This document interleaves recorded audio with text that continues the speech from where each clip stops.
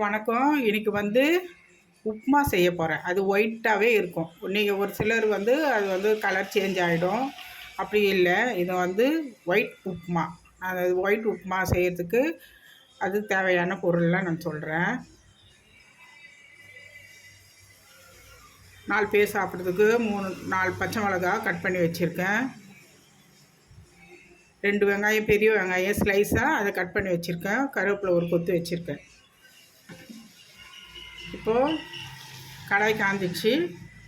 கடாய் காஞ்சிட்டோன்னா நம்ம நெய் வேணாலும் நெய்யும் யூஸ் பண்ணிக்கலாம். இது நான் ஒரு 2 ஸ்பூன் நெய் போட்டுக்கிறேன்.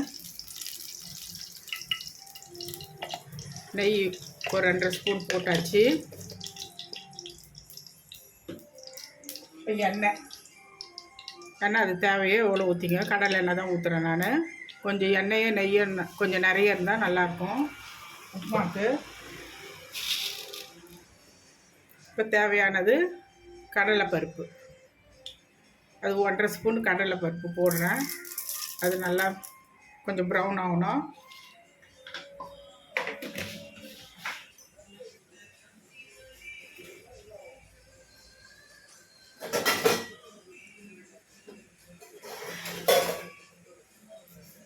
இது கடலைப்பருப்பு கொஞ்சம் பொரிஞ்சு கொஞ்சம் ப்ரௌன் ஆகணும்.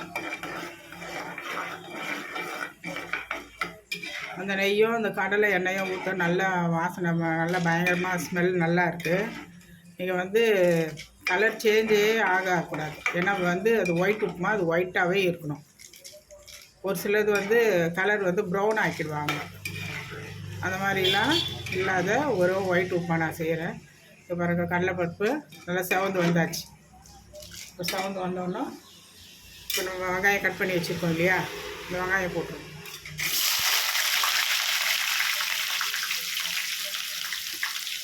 வெங்காயம் போட்டுருவோம்.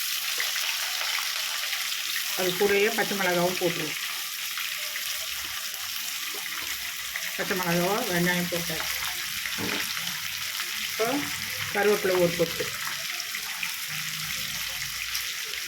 அது போட்டு, இது உப்புமாவுக்கு ரொம்ப சவக்க வேண்டியது வேணாம். ஏன்னா வெங்காயம் கொஞ்சம் பாதி அளவு சவந்தால் போதும்.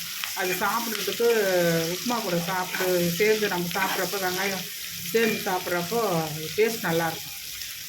ரொம்ப அது ப்ரௌனாக வதங்கிடுச்சுன்னா ஒரு மாதிரி கசப்பு, அந்த கலரும் சேஞ்ச் ஆகிடும், கசப்பு தன்மையும் வந்துடும். இப்போது இந்த ஒரு கிண்ணத்தில் நான் 3/4 கப்பு ரவை வச்சுருக்கேன்.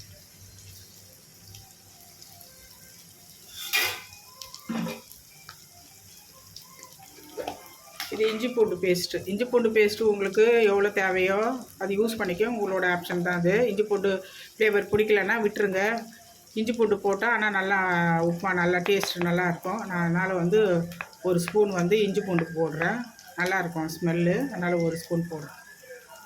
தேவைன்னா உங்கள் விருப்பம், தேவைன்னா போட்டுக்கலாம், இல்லைன்னா விட்டுடலாம். வேணாம், உங்களுக்கு பிடிச்சதா போடுங்க, இல்லைன்னா வேண்டாம்.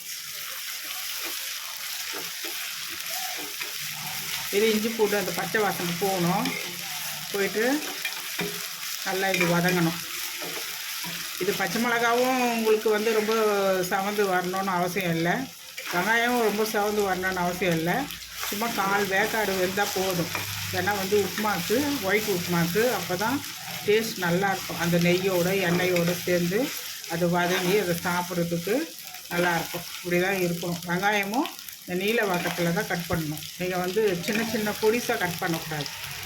இந்த மாதிரியான நீளமான இதுவில் தான் கட் பண்ணணும். நான் எப்படி கட் பண்ணியிருக்கேங்க, நீளமாக தான் கட் பண்ணி போட்டிருக்கேன். அந்த மாதிரி போடுங்க. இப்போது ரவை வச்சுருக்கேன்ல, 1 கப்பு அது கிண்ணத்தில் வச்சுருக்கேன். அந்த ரவையை இதில்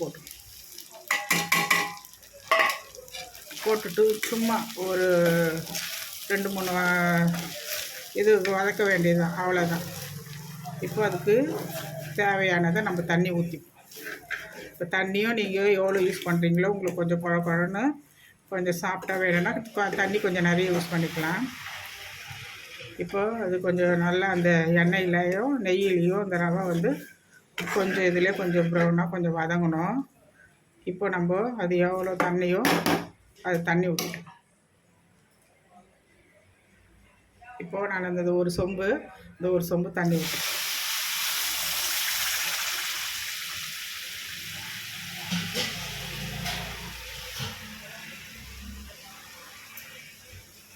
ஊற்றி ஊற்றி நான் அதை மிக்ஸ் பண்ணுறேன். அது வந்து இன்னும் கொஞ்சம் தண்ணி வேணும், ஏன்னா வந்து பத்தாது, அது ரொம்ப கெட்டி ஆகிடும். அதனால் கொஞ்சம் தலைன்னு வேணுன்றதுக்காக நான் தண்ணி கொஞ்சம் இன்னும் அரை சொம்பு தண்ணி ஊற்றிருக்கேன். அது சின்ன சொம்பு, அது நீங்கள் பெருசாக நினச்சிட்டு நிறைய ஊற்றிட போகிறீங்க. இவ்வளோ தண்ணி வாட்டத்தில் இருக்கணும், அப்போ தான் வந்து அது கரெக்டாக அந்த தலைன்ற ஒரு இதுவில் வந்து நிற்கும். உப்புமா, ரவை உப்புமா எவ்வளோ ஒயிட்டாக இருக்குது பாருங்கள், எந்த ஒரு இது கலரும் சேஞ்ச் ஆகலை பாருங்கள். நீங்களும் அந்த மாதிரியான இது வதக்க செஞ்சால் தான் உங்களுக்கு இந்த மாதிரியான ஒயிட்டும் இந்த மாதிரி இந்த பச்சை மிளகாவோட ஒரு க்ரீனும் எல்லாம் சேர்ந்து நல்லா கலர்ஃபுல்லாக அழகாக இருக்கும். இப்போ இதுக்கு தேவையானது உப்பு நான் எவ்வளோன்னு சொல்கிறேன், போட்டுருவோம்.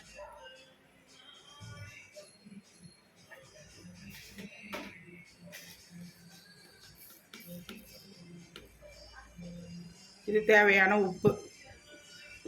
இதில் வந்து பெரிய ஸ்பூன் இது, அதனால் வந்து நான் 3/4 ஸ்பூன் எடுத்திருக்கேன். அந்த 3/4 ஸ்பூன் போடுறேன். 3/4 ஸ்பூன் போட்டாச்சு. பாருங்கள், நல்லா ஒயிட்டாக இருக்குது பாருங்கள். இப்போ நீங்கள் இது செஞ்சு முடிச்சுட்டு கூட அது கூட மேலே கூட நெய் கூட நீங்கள் யூஸ் பண்ணிக்கலாம். நல்லா வாசமாக நல்லாயிருக்கும். நான் ஏற்கனவே நெய் இதில் ஊற்றிட்டேன், நெய்யும் ஊற்றிட்டேன், கடலை எண்ணெயும் ஊற்றிட்டேன். இதுக்கு தேவையானது ஊற்றிட்டேன். இனிமேல் வந்து நான் நெய் போட மாட்டேன். ஆப்ஷன் உங்களுக்கு. முந்திரி பருப்பு கூட போட்டுக்கலாம், அதில்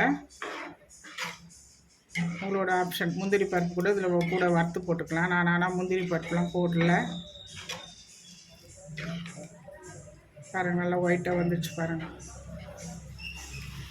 இப்போ வந்து இந்த பதத்துலேயே 2 நிமிஷம் நல்லா கொதிக்கணும். நல்லா கொதித்த உடனே நம்ம ஆஃப் பண்ணிவிடுவோம். ஆஃப் பண்ணிவிட்டு மூடிட்டோம்னா கரெக்டான பதத்துக்கு ஒயிட் உப்புமா ரெடி. பாருங்க, ஒயிட் உப்புமா ரெடி ஆகிடும்.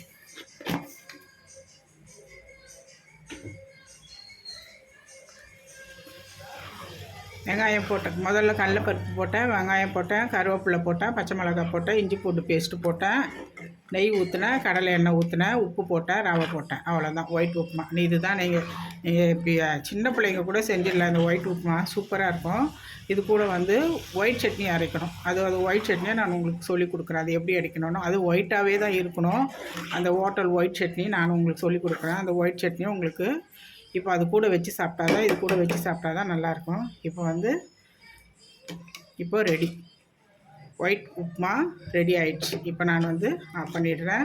நீங்களே இதை வீட்டில் செஞ்சு பாருங்கள். 4 கிலோ ரவை வாங்கிக்கோங்க. இதை வந்து ஒயிட் உப்புமா செஞ்சு பாருங்கள். அது கூட வந்து ஒயிட் சட்னி இருந்தால் நல்லா இன்னும் சூப்பராக இருக்கும். அது ஒயிட் சட்னி வந்து உடச்ச கடலை, தேங்காய் பத்தை, பச்சை மிளகா. அது உடச்ச கடலை கம்மியாக வச்சுக்கணும், தேங்காய் பத்தை கொஞ்சம் நிறைய வச்சுக்கணும், பச்சை மிளகா வச்சுக்கணும், கொஞ்சம் புளி வச்சுக்கோங்க, உப்பு போட்டுக்கோங்க, ஒரே ஒரு பூண்டு பல். அவ்வளோதாங்க ஒயிட் சட்னி. வேறு ஒன்றும் இல்லை, பிரமாதம் இல்லை. அந்த ஒயிட் சட்னி செஞ்சு பாருங்கள். இந்த ஒயிட் உப்புமா செய்யுங்க வீட்டில். செஞ்சுட்டு நல்லா சந்தோஷமாக பிள்ளைங்களுக்கு கொடுங்க. நீங்கள் வந்து என்னென்னு கமெண்ட்ஸ் எனக்கு சொல்லுங்கள்.